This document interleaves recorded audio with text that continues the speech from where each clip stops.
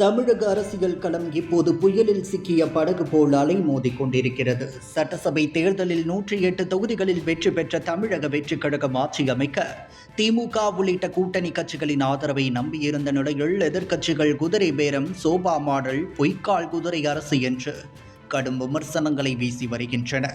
இந்த பின்னணியில் மதிமுக பொதுச் செயலாளர் வைகோவின் ஒரு பேட்டி முழு அரசியல் வட்டாரத்தையும் அதிர வைத்துள்ளது.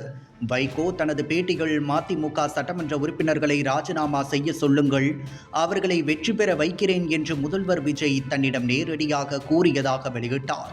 இந்த ஒரு வாக்கியம் போதும் முதல்வர் விஜயின் முகத்தில் கோபம் பளிச்சென எரிய துவங்கியது. அரசியல் வட்டாரங்கள் பரபரப்பாக பேச துவங்கின. தாவேகாவின் மூத்த நிர்வாகிகள் சிலர் உள்ளுக்குள் கொந்தளித்தபடி இது உண்மைதான், ஆனால் என்று விளக்கமளிக்கும் நிலைக்கு தள்ளப்பட்டனர். சம்பவம் இப்படி நடந்தது. திமுக சின்னத்தில் போட்டியிட்டு வென்ற மதிமுகவின் 2 சட்டமன்ற உறுப்பினர்களை ராஜினாமா செய்து தாவேகா சின்னத்தில் மீண்டும் களமிறங்கி பெரும்பான்மையை உறுதி செய்ய வேண்டும் என முதல்வர் விஜய் விரும்பினார். அதற்காக வைகோவின் வீட்டுக்கே நேரில் சென்று பேச்சுவார்த்தை நடத்தினார். ஆனால் வைகோ தரப்பில் முன்வைக்கப்பட்ட சில கோரிக்கைகள் ஏற்க முடியாத அளவுக்கு இருந்ததால் திட்டம் கைவிடப்பட்டது. பின்னர் மாற்று ஏற்பாடாக அதிமுக சட்டமன்ற உறுப்பினர்களை நோக்கி நகர்ந்தனர். இந்த பழைய பேரம் இப்போது வைகோவால் பொதுவெளியில் வீசப்பட்டதும் எதிர்க்கட்சிகளுக்கு பெரிய ஆயுதம் கிடைத்துவிட்டது. சட்டமன்ற உறுப்பினர்கள் ராஜினாமா பின்னணியில் முதல்வர் விஜயே இருக்கிறார் என்பது நிரூபணமாகிவிட்டது என்று அதிமுக, அமமுக உள்ளிட்ட எதிர்க்கட்சிகள் இப்போது களத்தில் இறங்கியுள்ளன. உதயநிதி ஸ்டாலின் சோபா மாடல் என்று கிண்டல் அடித்த நிலையில் தினகரன் குதிரை பேரம் என்று குற்றம் சாட்ட பழனிசாமி பொய்க்கால் குதிரை அரசு என்று தாக்குதலை தொடுத்துள்ளார்.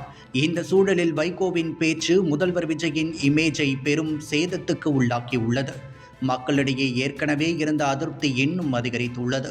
தாவேகா தரப்பிலிருந்து வந்த உள்ளார்ந்த கருத்துக்களின்படி வைகோ பேச்சு முழுக்க தவறான நேரத்தில் வெளியிடப்பட்டது. பழைய பேச்சை நேற்று நடந்தது போல் சொல்லி அரசுக்கு தேவையில்லாத சிக்கலை உருவாக்கிவிட்டார்.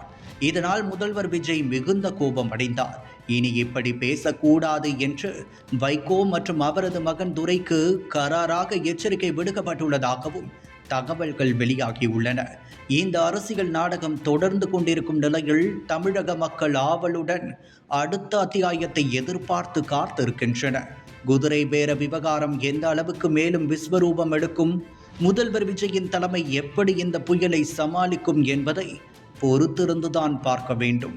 அரசியல் எப்போதும் எதிர்பாராத திருப்பங்களால் நிறைந்தது என்பதை மீண்டும் ஒருமுறை நிரூபித்துள்ளது இந்த சம்பவம்.